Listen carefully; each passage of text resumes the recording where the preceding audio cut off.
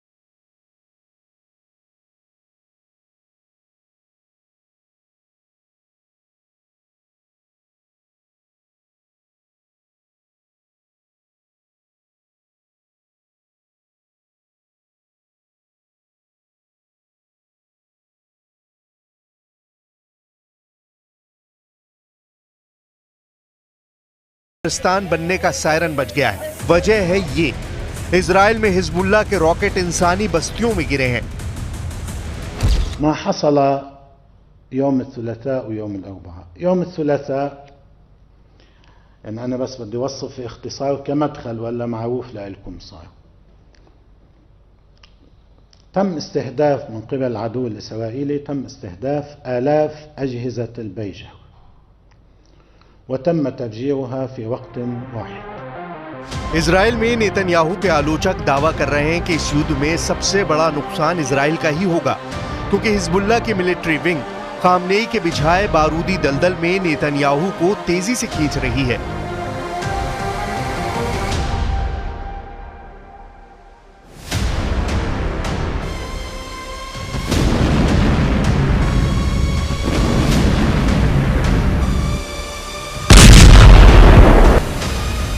Gaza युद्ध में उलझे नेतन्याहू को खामनेई के प्लान के हिसाब से Hezbollah chief Nasrallah Lebanon front पर उलझाने की कोशिश में जुटा है, जिसमें यमन के हूती विद्रोही लड़ाकों के top commander Abdul Malik Houthi पूरी तरह से मदद कर रहा है। इन तीन फ्रंट पर आर पार का युद्ध शुरू हुआ तो इजराइल को घेरना आसान होगा, जिसके बाद चौथा फ्रंट ईरान खोलकर इजराइल से इस्माइल हानिया की मौत का हिसाब बराबर करेगा। खामनेई बस इसी दिन के इंतजार में शांत बैठे हैं कि इजराइल लेबनान में अपनी सेना उतार दे। अगर ये बारूदी बैटल ग्राउंड धधकने लगा तो इजराइल 4 दुश्मनों से एक साथ युद्ध करने को मजबूर हो जाएगा।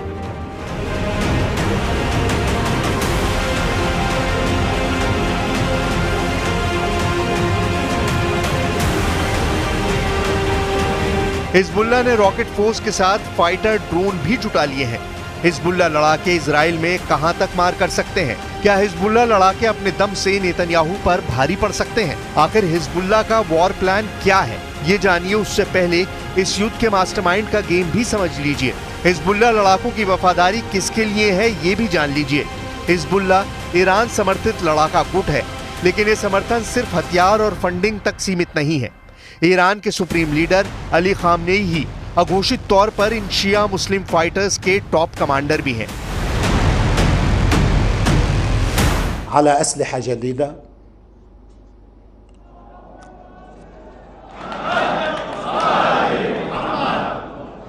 طبعا ما حقول شو هي الأسلحة الجديدة، هي بتبين بالميدان وقت اللي بيتاخد قرار بتبين.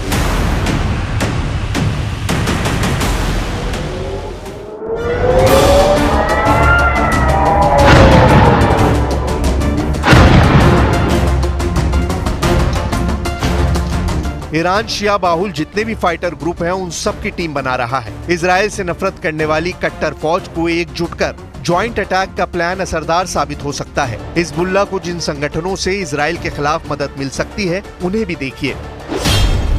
इजराइल के खिलाफ लेबनान का अमल मूवमेंट गुट हिजबुल्लाह का सबसे बड़ा साथी बनेगा। लेबनान में अमल मूवमेंट की हिजबुल्लाह की तरह राजनीतिक और मिलिट्री विंग है। अमल मूवमेंट के लेबनान संसद में सबसे ज्यादा 14 सदस्य हैं। मुस्तफा चमरान का बनाया अमल मूवमेंट इजराइल से 1978 में युद्ध लड़ चुका है।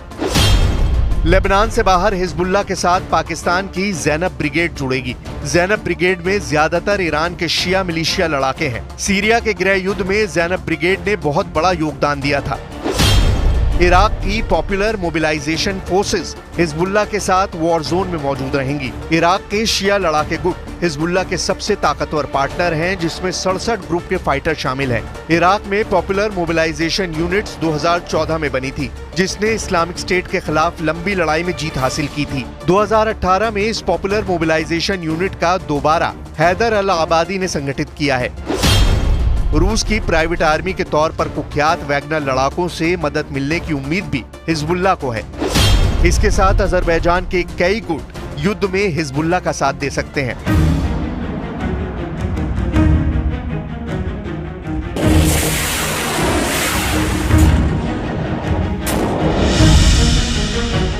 यानी हिजबुल्लाह इजराइल को बराबर की टक्कर देने की ताकत जुटा सकता है, मगर नेतन्याहू अकेले तो युद्ध में होंगे नहीं।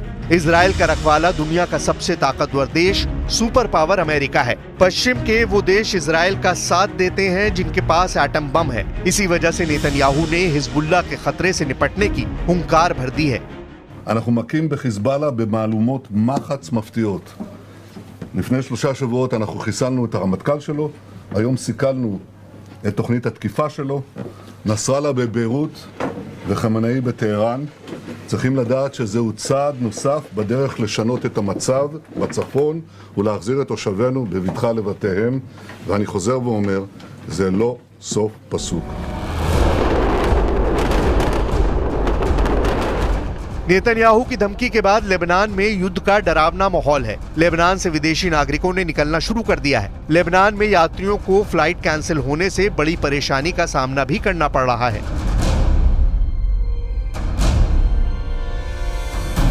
लेकिन काउंटर स्ट्राइक में अगर हिजबुल्लाह कामयाब हुआ तो समझ लीजिए इजराइल कई फ्रंट पर फंस जाएगा। इसीलिए कहा जा रहा है कि हिजबुल्लाह की मिलिट्री विंग ईरान के बिछाए बारूदी दलदल में इजराइल को तेजी से खींच रही है। नेतन्याहू जिस बारूदी दलदल में फंसे हैं, उसमें 7 अक्टूबर के बाद सबसे बड़ा हमला इजराइल पर हुआ है। नेतन्याहू को फंसाने के लिए इस बारूदी दलदल में हिजबुल्लाह भी है, हूती भी है, ईरान भी है, और ये सब कुछ खामनेई के इशारे पर किया जा रहा है। इस बात का तो ईरान को समझने वाले भी दावा करते हैं। हानिया की हत्या के बाद नेतन्याहू के लिए इस दलदल से निकलना एक बड़ी चुनौती साबित हो रहा है। इजराइल में भी इमरजेंसी के हालात हैं, क्योंकि अपने ठिकाने पर हुए भारी नुकसान का हर्जाना वसूलने के लिए हिजबुल्लाह मोसाद के बेस पर हमले की पूरी तैयारी कर चुका है।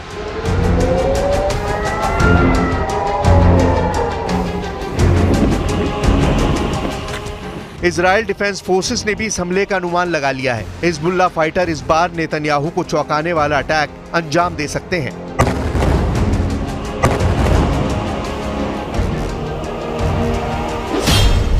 इजरायली आर्मी रेडियो और मीडिया आउटलेट हारेट्स की रिपोर्ट में दावा किया गया है कि हिजबुल्लाह मोसाद ठिकानों पर हमला करने के लिए रात का वक्त चुनेगा। इजरायली सेना का दावा है कि हिजबुल्लाह का इरादा रात भर में मध्य इजराइल में सैन्य खुफिया और मोसाद ठिकानों पर हमला करने का है।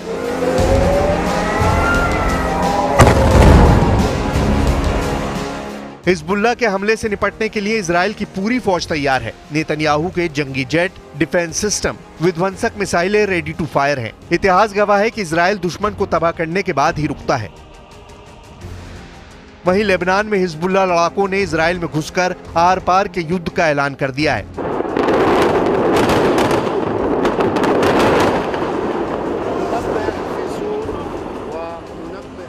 मतलब ये भीषण युद्ध गजा और रफा की त्रासदी से भी भयावह होने जा रहा है, क्योंकि हिजबुल्लाह ने इजराइल के नागरिकों को निशाना बनाया है।